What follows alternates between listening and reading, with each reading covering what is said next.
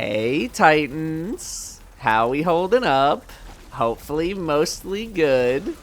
I wanted to talk today about all of the major sandbox stuff that happened to Titan Exotics specifically, just given a vibe check. Not going super in-depth with this one, that's going to be for later stuff, more specific builds. This is just like a check-in. First, let's talk about Banner of War and Strand Titans, all the nerfs that happened there. We're good here. We're good. Minor nerf to Woven Mail, but Woven Mail is still amazing and worth chasing. The Banner of War nerf was a nerf with regards to how quickly you can stack the buff now. It takes a few more kills to get to the maximum, but the duration has increased per kill to compensate, which is actually not too bad of a trade-off. Syntheseps also received a damage nerf, dropping from 200% to 165%, which to me, and I imagine the average player, is close to unnoticeable unless you are really crunching some numbers. You're still dealing obscene amounts of damage. It's just now not as obscene. I think if you're a Banner Titan, you're pretty much good to continue what you were doing in the previous season. I really don't think you need to change a whole lot. Whether you're a burst damage, tractor, 1-2 punch enjoyer, or a Monte Carlo high uptime enjoyer, you're fine. Bonk Titans, on the other hand, got hit a bit harder. That hammer cooldown is only 1.4 seconds, but 1.4 seconds feels like an eternity when there used to not be a cooldown there in the first place. That being said, I still think Bonk Titan is plenty usable. You're just going to need to relearn some muscle memory, which is going to be a pain point for a lot of people. However, this nerf is more for the single target situations you might be finding yourself in, and in I'm going to mash the bonk button like my life depends on it situations, the cooldown obviously does not feel nearly as bad. But it's still a lot of muscle memory that you're going to need to relearn. You're going to need to just realize you can't mash anymore. You're not going to be able to get away with the same stuff that you've been used to. Hammer, hammer, hammer is going to be more like hammer, shotgun shot, hammer, or something like that, or a hammer, spam my machine gun for a little bit, then hammer. The damage is still there per hammer, but yeah, it's pretty tough. I've seen a lot of suggestions for how this maybe could have been handled differently, and I think the best one that I've seen is having the cooldown once you pick up the hammer be based on how far the hammer went or how long it's been on the floor. So that way, the longer it's been on the floor or the farther it was thrown, the shorter of a cooldown there is, which I think would make things feel less awkward for those times when you're actually trying to hit the long shots or maybe haven't had the hammer in your hands for a little while. I think that's not too bad. But fear not, Titans, because we also got some buffs to other exotics. Some good, some... Let's start with Precious Scars. Precious Scars now gives you Restoration specifically. Restoration X1 for 3 seconds in PvE when you get a kill with a matching element, gun and subclass, you know, that whole shtick. To me, the biggest competitor to Precious Scars is Lorelei, but they are polar opposites with regards to how their exotic effects are handled. Lorelei is an insurance policy, while Scars requires high activity. So I don't really think there is a best option, it's just what's best for you. You could argue, I suppose, that Precious Scars loses some value the harder the content is because you won't get as much restoration to proc because things are just harder to kill, whereas Lorelei is better for those bigger chunks of damage you might experience and it's just, you know, that insurance policy.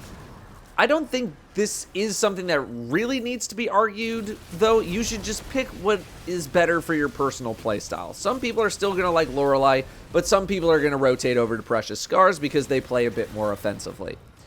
A benefit to keeping things solar is that you can extend the duration of restoration in the solar subclass, whereas on other subclasses, you can't. It's just 3 seconds, that's it. Now, 3 seconds of restoration isn't bad, But I like to keep things in the family. Like, I feel like I need to take a shower if I see myself get amplified while I'm on Sentinel Titan. Maybe you don't care. But if I can be on a subclass that boosts the effect of my exotic or a buff that I'm getting, I'm going to typically trend in that direction. I tried Precious Scars out on Strand Titan with Banner of War because, like, oh, Banner of War healing and Precious Scars healing, never die. And I don't know how much of a fan I was of this, which is to say not really that much. First off, if you're doing the 1-2 tractor setup, I would not bother with Precious Scars at all unless your primary is Strand, which in my build, it's not. The whole point of that build is to do massive amounts of damage, and Precious Scars is not a massive damage exotic. Now, if you're doing something more conservative, you're not going for the massive damage build, you just have a more general setup, then sure, I think you can make Precious Scars work just fine. But again, you need to be on a Strand weapon if you're on Strand, and that weapon needs to be doing most of the killing, so that means no Monte Carlo, which is kind of a big deal for a Strand melee setup. Sure, Quicksilver Storm tears things up, but Quicksilver doesn't boost your melee capabilities like Monte Carlo does, so that's just something to keep in mind. Can it work on other subclasses too? I'm sure it can. I didn't do as much testing on the other subclasses, and again, this video is just supposed to be a quick, hey, what's a vibe kind of video, not a full build video, which we can discuss down the road. If you are someone, though, who worries a lot about staying alive while in the middle of combat, I think Precious Scars is absolutely now something to consider. Next, we got Parag Green Greaves. These now do ridiculous damage to champions, mini-bosses, and tormentors. I'm talking ridiculous. I am talking about plus 1,000% damage. And if you hit one of those targets, you get your melee charge back. But you need to sprint for a little bit and be airborne when you do your shoulder charge now. Ooh. Sprinting for about a half second to a second and then jumping should be enough. You can glide for a little bit while in the air to kind of get an activation there too, but I recommend just sprinting on the ground and then jumping for a more consistent experience. I walked into a Master Law sector, about 22 levels under, and I am almost one-bopping champions with a shoulder charge. My main tests were on Void, since with Void, you can drop a barricade to get an overshield, and if you run with offensive bulwark, your melee attacks do more damage when you have an overshield. In this case, it's double. I snuck in a tractor cannon too, but you really don't even need it. The question, though, that I really wanted to answer is, how practical is this? And it turns out, I think it's actually quite practical, but pretty much only on the targets that take that plus 1,000% boosted damage. I have little to no desire to use my big hit on anything otherwise because it just feels like a waste. I could one-shot a champion and get my melee charge back, or I could shoulder charge not a champion, lose my cooldown, and probably kill something without as much impact as a champion. I think the call is kind of obvious there. In solo play, if you do want the tractor cannon as well, you just need to be a bit quick with your stuns. Remember that tractor cannon will stun overloads because of the suppression effect. But in this footage, Master Law Sector, 22 levels under, I'm on Void, which isn't even surging right now, and it doesn't even have any seasonal artifact perks. I'm taking out enough HP on a champion at just the lowest damage possible to basically hit a finisher immediately after. Not quite, but it's close. With an overshield, the champion dies outright, and with tractor cannon, it's insane overkill. Now, if you're doing tractor only, like that's your only extra benefit, that's going to help enable a one-hit kill. But again, you just need to be a little fast with that activation. The only issue with this setup is that you are completely at the mercy of your shoulder charge. If you don't have your shoulder charge, you wait until you do. Am I looking to use this in content that does not have champions? Not really. The whole point is to nuke champions. That's what this is about. But having a Titan available to nuke a champion in this way, especially with no melee cooldown to worry about after the hit, is going to make a lot of GM areas much, much easier, provided your Titan stays alive, reaching their target. Severance Enclosure. Boosted AoE damage and boosted AoE radius and kills with the explosion trigger another explosion. I'm going to keep this one short. I'm liking it. I will admit, did not use this exotic pretty much at all, ever.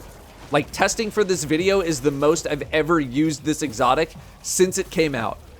And yeah, it's pretty neat right now. I threw it on Bonk Titan, and those hammer kills were coming in quite smoothly with Roaring Flames. The AoE damage on the exotic is quite substantial, quite noticeable. I think I was concerned about it really not being as much of a factor, and I was wrong. It is definitely quite strong. Obviously, in single target situations, this exotic falls flat on its face, but it's not really designed for single target. It's designed for AoE damage and ad clear. Bonk Titan is going to get you some really high uptime on the explosions using a powered melee, but you can always go the finisher route as well. It's just a bit slower. You're going through those finisher animations, or you're trying to chip enemies down to get them to finisher range. Strand Titan gets a lot of melee charges that you can keep active with Monte Carlo and Banner of War. That's going to be ripe for some explosions too. A lot of fun to be had here. It feels pretty good, and I definitely want to explore this a lot more. Ashen Wake, I'm going to skip over, because while getting some free unstop on our fusion grenades is nice, you know, I'm never going to say no to free stuff, this does not push it into the level where it needs to be in order for it to be competitive in the PvE world at this time. Could you make it work? Sure you could. Is there a reason you don't really see this exotic that much in PvE? Yeah, there is. Finally, we have Worm God Caress, complete revamp, sort of. I find it funny that Worm God got a revamp, but Ophidia, for hunters, now works like how Worm God used to work. Like, why didn't they also revamp it into like what Worm God? Yeah, I don't know. Anyway, it's a meter now. One melee kill gets you one chunk of meter, going up to 5. 5 is the biggest amount of damage. Higher the meter, the more bonus melee damage you're going to get. But the meter drains the fastest when it's the most full. I've seen the clips of people nuking First Prophecy boss. I've seen clips of this boss dying, blah, blah, blah, blah, this. Is this practical? It depends on what you mean by practical. At first, I was not into Worm God because of the pressure to perform. I've said many times in the past that I don't like builds that put me under pressure to keep something rolling. When I see that my meter is starting to dip, I start to panic because I want to keep the bonus rolling as high and as much as I can, so I just harp really hard on trying to get all these melee kills for the bonus damage, and that's just not a fun way to think and play the game. A build is supposed to be something you enjoy engaging with, and this meter was not something I was stoked to be engaging with because of how quickly it drains at the top end. However, I was of the mindset that when I hit 5 stacks, I needed to find the biggest bad in the room and insta-gib it, or I was just wasting my time. And I encourage you to learn from my lesson and don't play like that. You need to consider the use of Worm God more as a tool for doing more efficient ad clear first, and then doing big damage setups second in your day-to-day content. Once I broke from that initial feeling of needing to do that, my experience got a whole lot better. Like, I could just be like, you know what? I'm just going around like one-punching stuff that normally doesn't get one-punched, and that's pretty cool. Also, you're probably going to want to utilize both the charged and uncharged melee binds if you don't have that going already, because I didn't, and I needed to start doing that. For those on the fence about Worm God versus Syntheseps for a Strand Titan setup, here's my take. 3 stacks of Worm God is equal to the benefit of Synthos. So if you can float in that 3 to 4 stack range, you're getting the same benefit. Again, mainly talking about Strand here because, let's face it, it's a very good melee build right now. But in this seasonal content anyway, you're going to be surrounded quite a lot. So you have either the, I'm good with 3 stacks with Syntheseps option, or you have the, I want to max out my damage as much as possible with Worm God option. Me personally, I'd rather just take the never really have to think about it feeling of Syntheseps versus the bit more frantic, I must melee or finisher kill everything feeling of Worm God. You're also going to run into the same problems as Syntheseps with Worm God. If there's nothing to kill, there's no bonus to be gained. So it's almost like you need to play pretty similarly to Syntheseps anyway, but with a bit more pressure on Worm God because of that ticking meter. But I will say that I do like the fact that I can stack up to 5 and maintain a pretty decent damage bonus for a while over Syntheseps, which are completely all or nothing in their activation. And I do think there is a world where once I get more comfortable with the pace of play required for Worm God, that I see myself maybe using them more on Strand Titan or swapping them out given what kind of content I am in. I think something that would help alleviate the pressure of this meter is something where sustained hits on a target could help build some meter or freeze it or slow it down or something like that. So that way, if you are active, you're not losing that meter so quickly. Like, the fewer stacks you have, the more benefit you would get. So, for example, if you're at no stacks and you're meleeing something many times in a row, maybe that builds a little bit of meter. If you're at 2 or 3 stacks, maybe the meter freezes or slows down. 4 to 5 stacks, it doesn't drain as quickly. I don't know if that would make it feel too powerful now that I have this different mindset of not having to be at 5 stacks all the time or not having to insta-gib a giant target or something, but it feels like it would reward engaging with melee more during various points in the meter and maybe try to reduce some of that stress. I don't know. Now, outside of Solar Titan and Strand Titan, maybe there's something with Thunderclap, but that's a very big build-up for one punch where you could just be using point contact.